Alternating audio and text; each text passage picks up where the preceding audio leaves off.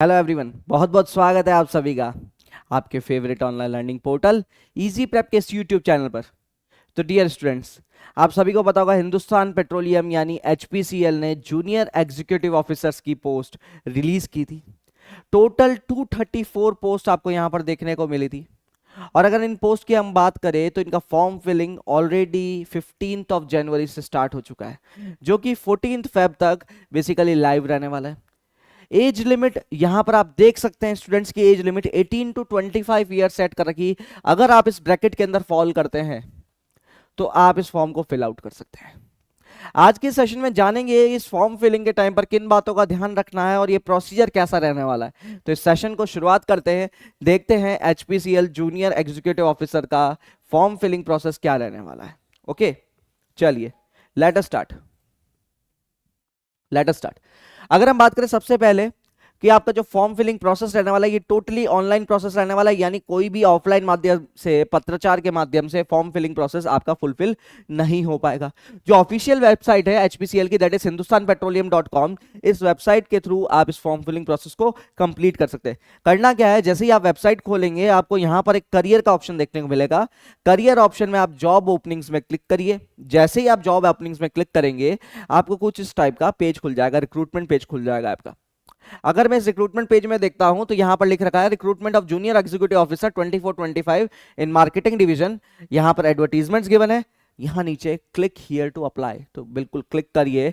जैसे ही आप click here to apply पे क्लिक करेंगे आपके सामने कुछ इस टाइप का पेज क्लियर हो जाएगा। यहां पर आपको साइन इन का ऑप्शन दिख रहा है और उसी के साथ साथ साइन अप का ऑप्शन भी है। जैसे ही आप इस साइन अप के ऊपर क्लिक करेंगे अगेन आपका जो प्रोसीजर है वो चालू हो जाएगा। तो पहले आपको साइन अप करना है, अपनी एंट्री डिटेल्स फिल आउट करनी है, उसके बाद ही आप साइन इन कर पाएंगे।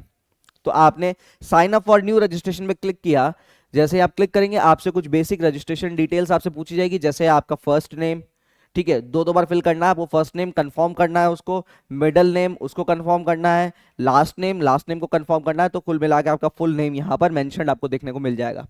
ओके, अगेन सावधानी बरतिएगा कि आपका जो नाम आप लिख रहे हैं वो प्रॉपर आपके 10th मार्कशीट में जो हो एग्जैक्टली वही नेमिंग आपको फिल आउट करनी है विदाउट एनी स्पेलिंग मिस्टेक्स, ठीक है, नहीं तो आपका फॉर्म रिजेक्ट भी हो सकता है। ओके, आगे मूव ऑन करेंगे। इसमें नीचे और कुछ डिटेल्स भी आपसे पूछ रखी है, आपके मोबाइल नंबर पूछ रखे, ठीक है, 10 डिजिट का मोबाइल नंबर लिखना है आपको। +91 या 0 आगे लगाने की कोई जरूरत नहीं है, ओनली 10 डिजिट का आपको मोबाइल नंबर दो बार फिल आउट करना है। आपको अपनी ईमेल आईडी फिल आउट करनी है और जैसे ही आप अपनी ईमेल आईडी दो बार फिल आउट करेंगे यहाँ पर एक ऑप्शन देखने को मिलेगा click here to verify your emails. जैसे आप इस बटन पे क्लिक करेंगे आपकी रजिस्टर्ड ईमेल आईडी पर, जो ईमेल आईडी आपने यहाँ पे फिल करिए उस पर एक ओटीपी आएगा, उस ओटीपी को आप यहाँ पर फिल आउट करिए। ध्यान रखिएगा जो भी मोबाइल नंबर और जो ईमेल आईडी आप इनके फॉर्म्स में डालते हैं वो ईमेल आईडी आपका जब फाइनल सिलेक्शन होता है तब तक वो ईमेल आईडी और मोबाइल नंबर आपका वैलिड होना चाहिए, यानी वैध होना चाहिए। आप इसका बेहद ध्यान रखें कि ईमेल आईडी क्लटर नहीं हो जाए, बहुत ज़्यादा आपका जो इनबॉक्स है वो फिल आउट नहीं हो जाए, पता चला कोई नया मेल आ ही नहीं पा रहा है।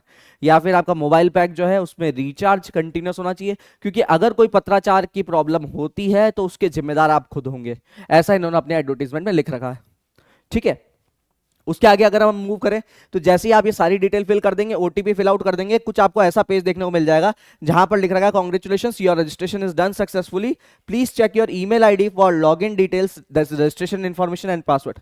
तो जो आपने लॉगिन का पेज देखा था ना, वहां आपसे रजिस्ट्रेशन नंबर और पासवर्ड पूछ रहा था, तो वो रजिस्ट्रेशन नंबर और पासवर्ड आपको अपनी ईमेल आईडी पर अब मिलेंगे।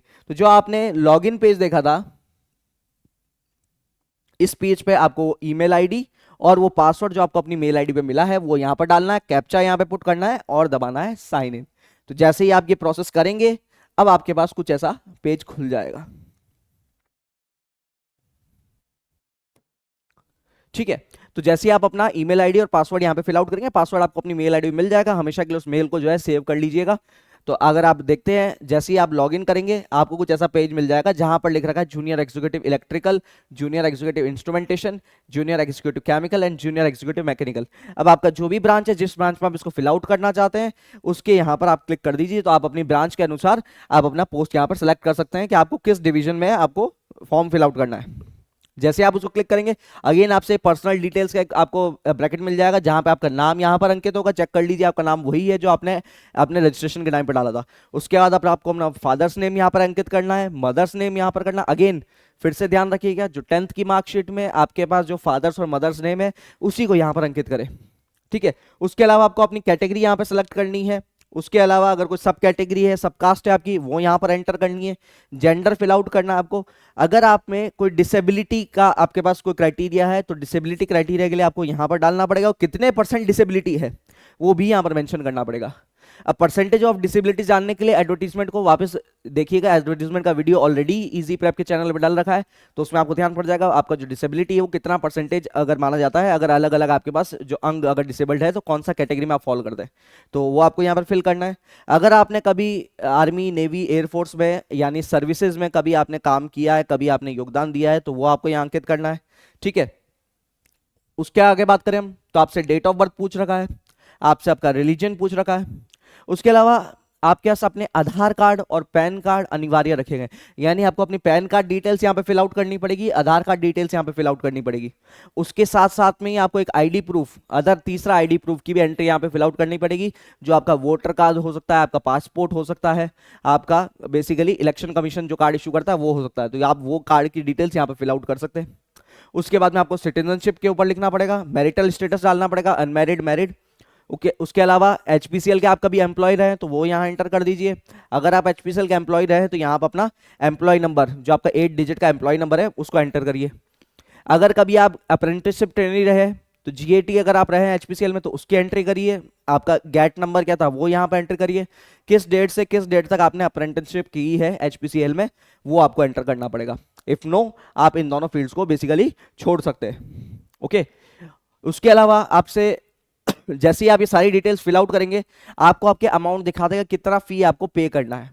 This is the fee for unreserved, और आपने अगर कोई कैटेगरी डाली है तो आपको अपना फी उस कैटेगरी के हिसाब से यहाँ पर देखने को मिल जाएगा। आप फिल आउट करिए और वैलिडेट योर डिटेल्स पर क्लिक कर दीजिए।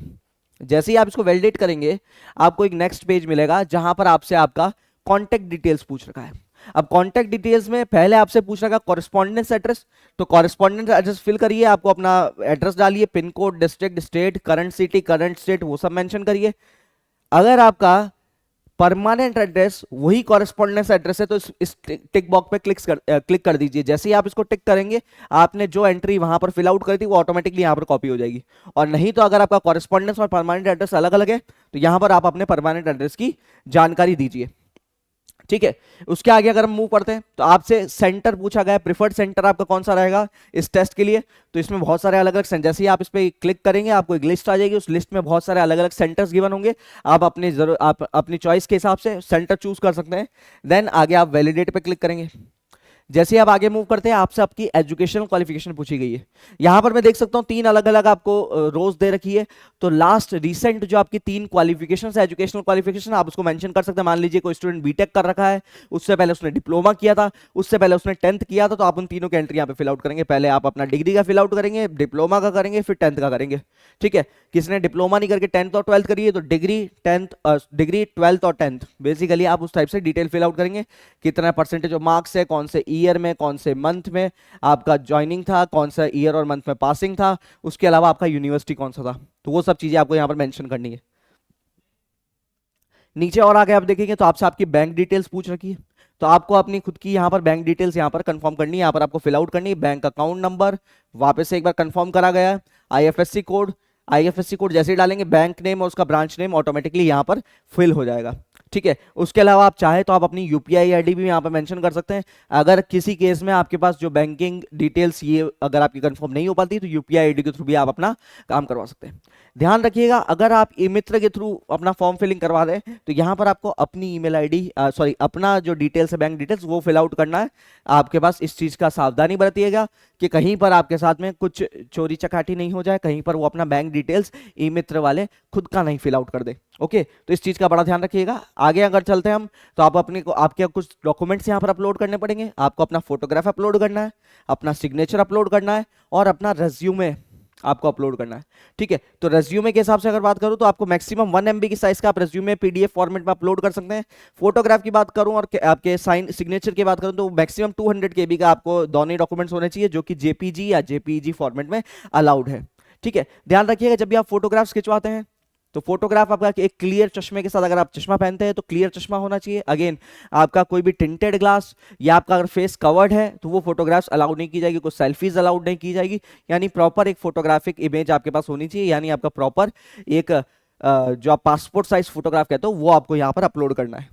ओके, उसके बाद में जैसे आप इसको फिल आउट करेंगे आपका फाइनली प्रीव्यू आ जाएगा, जो पूरा डॉक्यूमेंट आपने भरा उसका फाइनल प्रीव्यू मिल जाएगा।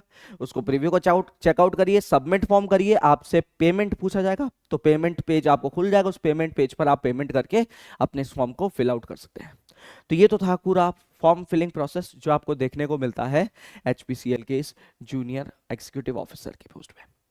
इजी प्रेप आप सभी की बेहतरीन प्रिपरेशन के लिए, देखो फॉर्म भर दीजिएगा तो उसके बाद में प्रिपरेशन भी करनी है एग्जाम की, तो इजी प्रेप आप सभी के लिए लेके आया है एक डेडिकेटेड एचपीसीएल बैच। इस बैच की अगर मैं बात करूं तो आपकी डेडिकेटेड थ्योरी क्लासेस, उसी के साथ साथ लाइव 3000+ एमसीक्यू क्वेश्चंस का प्रैक्टिस और मॉक टेस्ट, जो तीनों फेजेस होता है किसी भी प्रिपरेशन के। आपके पास प्रॉपर थ्योरी लेक्चर्स, उसी के साथ साथ क्वेश्चन प्रैक्टिस मॉड्यूल, तो वो आपको 3000+ क्वेश्चंस का देखने को मिलेगा जो कि लाइव होने वाला है। और उसी के साथ साथ आपको मॉक टेस्ट देखने को मिलेंगे, यानी there will be 20+ mock test जिनको देकर आप अपनी प्रिपरेशन को और भी बेहतरीन कर सकते हैं। अगर मैं बात कर रहा हूं केवल इतना ही नहीं है डियर, जैसे ही एग्जाम क्लियर होता है इंटरव्यू गाइडेंस भी आपको इसी कोर्स के साथ में फ्री ऑफ कॉस्ट अवेल कराया जा रहा है, यानी एग्जाम के साथ भी और एग्जाम के बाद भी। अगर आप पूछेंगे प्राइस कितना है तो डियर अभी 26 जनवरी तक इस कोर्स की प्राइस पर हैवी डिस्काउंट्स एप्लीकेबल, आप देख सकते हैं ओनली 699। तो याद रखिएगा it is only for 20 only up to 26 January. उसके बाद इसका प्राइस बढ़ाकर 1999 कर दिया जाएगा।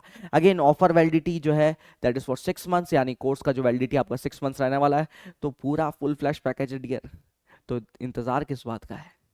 डाउनलोड करिए इजी प्रेप का मोबाइल ऐप अपने प्ले स्टोर से और ज्वाइन कर लीजिए अपने आप को एचपीसीएल के इस कोर्स में, और अपने एग्जामिनेशंस को क्लियर करने के जो चांसेस है उससे बेहतर कर लीजिए। तो बहुत बहुत धन्यवाद आप सभी का इस वीडियो को एंड तक देखने के लिए। Thank you so much. Next session में मिलेंगे, तब तक के लिए थैंक यू।